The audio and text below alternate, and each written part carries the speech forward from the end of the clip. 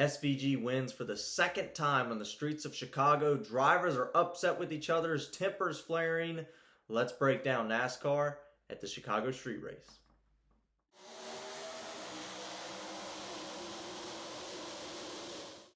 Hello everybody, welcome to Dirty Air. I'm your host Alex Lambert, and let's talk about NASCAR's third Chicago Street Race, potentially the last one. A lot to break down. Was this race a success over its 3-year history? At least SVG getting the win, Shane Van Gisbergen getting his third career win in the Cup Series, second at the Chicago Street Race, second of this season, big time. Only the fourth driver to get multiple wins this year. We'll talk about all that, how big of a deal that is for him. We'll take a look at the points. We'll take a look at some of these crashes we saw in this race, a crazy race at the Chicago Street Course. Let's go ahead and get into it. Before I talk about the man of the hour, SVG, Shane Van Gisbergen from New Zealand, let's talk a bit about the Chicago Street Race, right? Because this is the third Chicago Street Race we've seen. The first one we saw in completely dry conditions.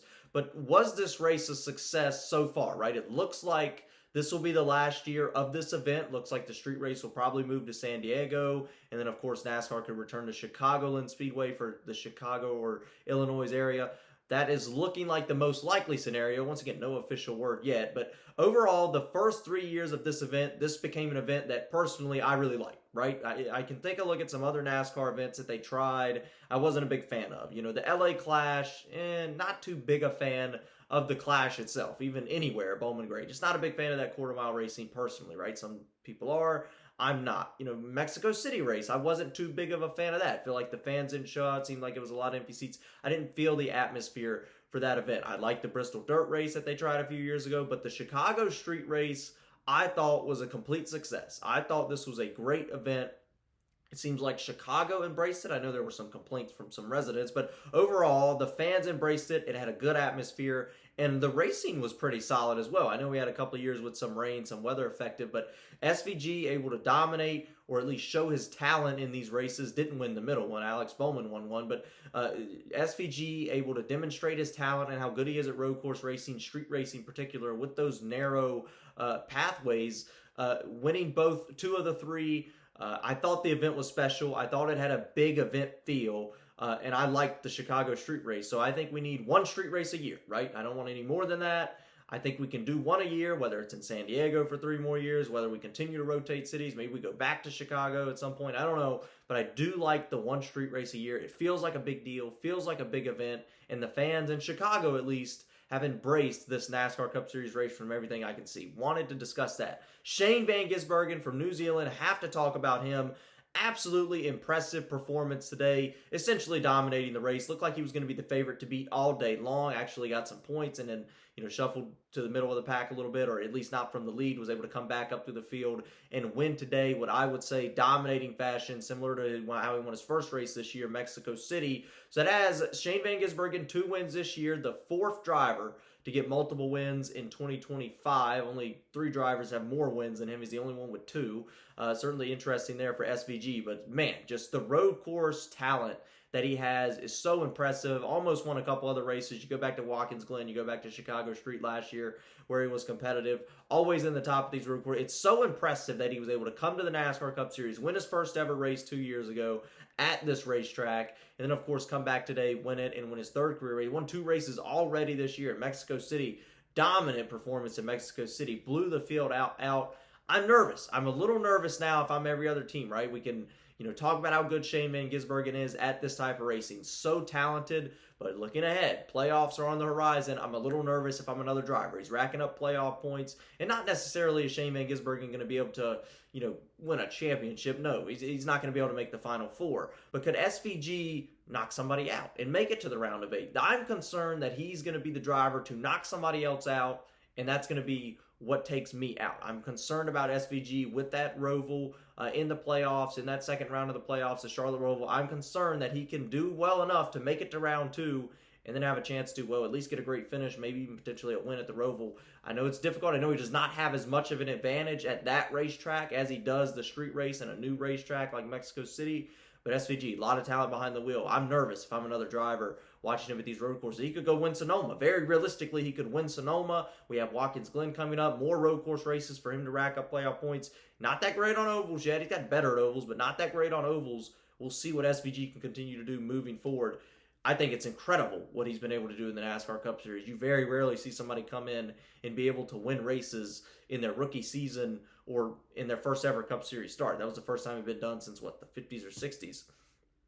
Let's take a look here at the top 10. So once again, we have a lot to look into as far as wrecks, some rivals on the racetrack, but the top 10 here, SVG gets the win. Ty Gibbs, nice second place finish for him. Starting to get some results, but Gibbs has just been so all over the place this season. You don't really know what you're going to get. He seems like he's a little better at the road courses, but a nice second place finish today for Ty Gibbs, trying to get a little more speed out of that 54 team. It's been a bit of a rough year, I would say, for them. They've, I would say, lowered expectations from what we thought going into this year. Tyler Reddick, once again, it seems like he always finishes in the top at these road races, even the Chicago street race. I think he finished second a year ago. Nice third place finish for Reddick. Once again, it looks like he's in on the playoff grid at least, but he wants to get that win for his race team and for 23XI. We'll see if he's able to do it before the season comes to an end. He hasn't quite got to winning speed. I haven't looked at Reddick yet and said, oh, he's going to win this race yet, but he's still fast, still has a lot of speed, still has a lot of talent behind the wheel. Denny Hamlin obviously finishing the fourth position after a lot of issues today. He had issues in practice, had to start in the back and the rear of the field today. Frustrating day all day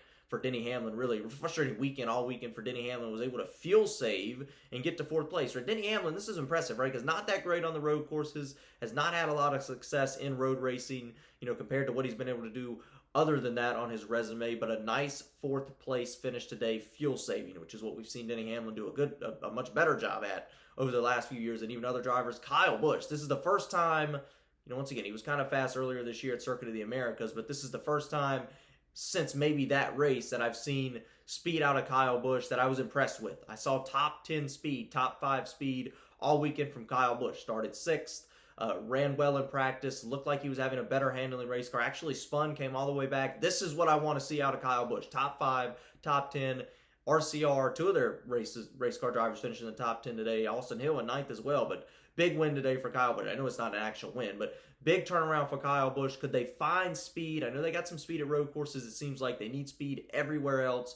They're behind the 8 ball right now. I want to see Kyle Busch. Kyle Busch has so much NASCAR Cup Series talent, just raw talent.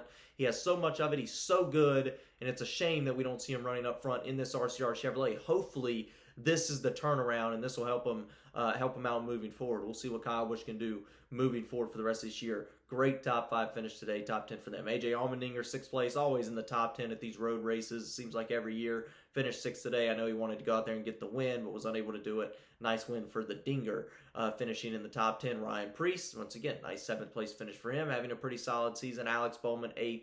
Needed a bit of a turnaround, got into it with Bubba Wallace there, but nice top 10 today for Bowman, who's had a rough few weeks leading up to this, or a rough season for him compared to his standards and for Hendrick Motorsports standards. Austin Hill, nice run for him, top 10, running a part-time Cup schedule. That's a great run for him, and that 33 Chevrolet for RCR as well.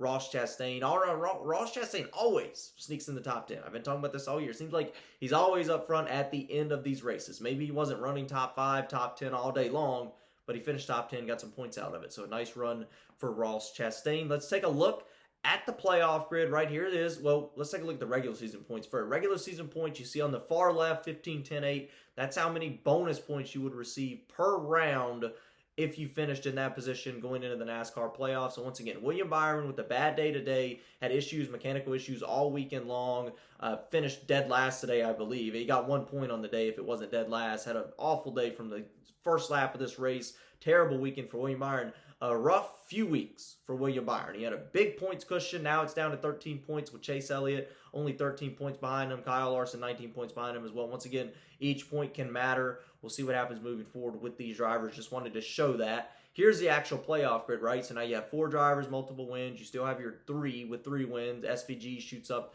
to 4th on the grid with 2 wins. And then you have your one-time winners all the way to 12th. Once again, Tyler Reddick, 143 points in. He's safe. I'm not concerned about Tyler Reddick, 19 races in at this point in the season. Alex Bowman in by 39. Chris Buescher in by 35. Bubba only in by 2. Once again, you want to be 15th because it's so possible with these road courses, with Daytona lingering around the corner, strategic racetracks like Richmond coming up, that you could get a winner below the cut line. And also just the way this season is going, Kyle Busch below the cut line, Carson Osavar way below the cut line, Brad Keselowski below the cut line. All those guys, very realistically, it would not be a massive shock if they won a race. That could easily knock Bubba Wallace out. A couple of those guys win. Then there goes Buescher out.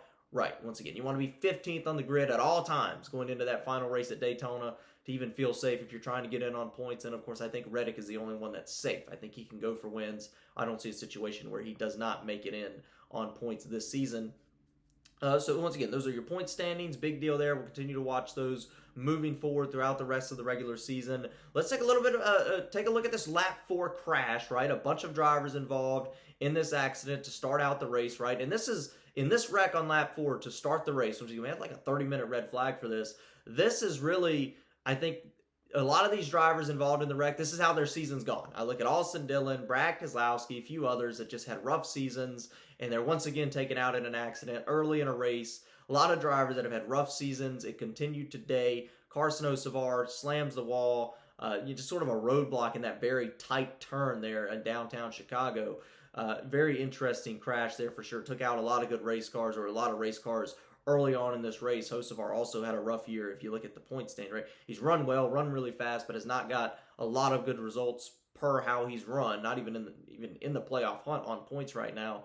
We'll have to continue to watch that moving forward. But wow, what a big wreck, and certainly ruined a lot of drivers' day before the race even got started. So that was disappointing for a lot of teams and a lot of drivers, and what I would say is a big race on the NASCAR calendar. You see here Josh Berry got into a crash later on in the race, completely took him out of contention. It's been rough for Josh Berry. We saw the first few races of the year, Josh Berry actually won a race at Las Vegas. Looked like Josh Berry, the Wood brothers, had turned things around. They're going to get better results, right? Well, it's just been rough. They got caught up in a wreck last week in Atlanta. Got caught up in a lot of issues, that 21 team for Josh Berry. The speed has definitely slipped a little bit. We'll see if they can get things turned back around. But, man, it was like not that great last year with Harrison Burton.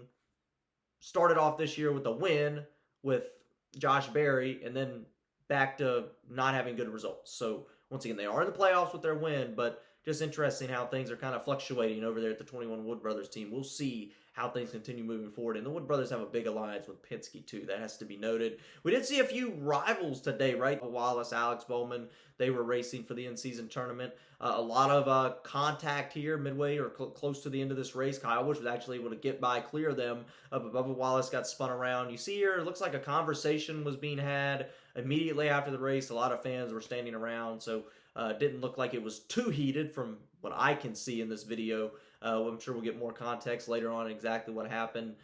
Those guys have been racing hard all season long. And then, of course, Joey Logano, Ross Chastain also had a discussion after the race. And those are two guys I don't think you want to mess with, right? Ross is going to do whatever he needs to do to get better finishes. He's already said that. And then we know Joey Logano is going to do whatever he can to protect himself, whether that's retaliation or moving somebody out of the way for a better finish. We know that's a case with Joey Logano. Just wanted to mention that there was some conversations made after this Chicago street race. Those are the only two that I saw. There could have been some more. There was a lot of contact throughout this race. A lot of wrecks, a lot of drivers getting moved out of the way at this street race, which I thought was fantastic to watch, right? I thought that was entertaining NASCAR. That was NASCAR stock car racing, even though those aren't stock cars.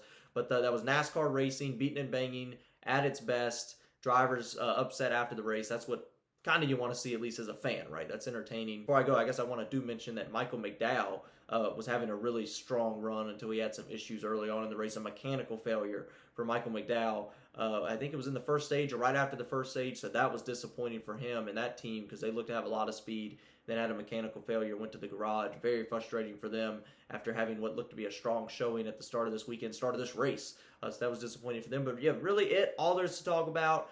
Next week, we do head to Sonoma. So another road course next week, Sonoma, California, wine country. We'll see what happens out there next week. And of course, like and subscribe if you like the video. Leave a comment about what you thought about this Chicago street race. And of course, about Kyle Busch finishing top 5 today.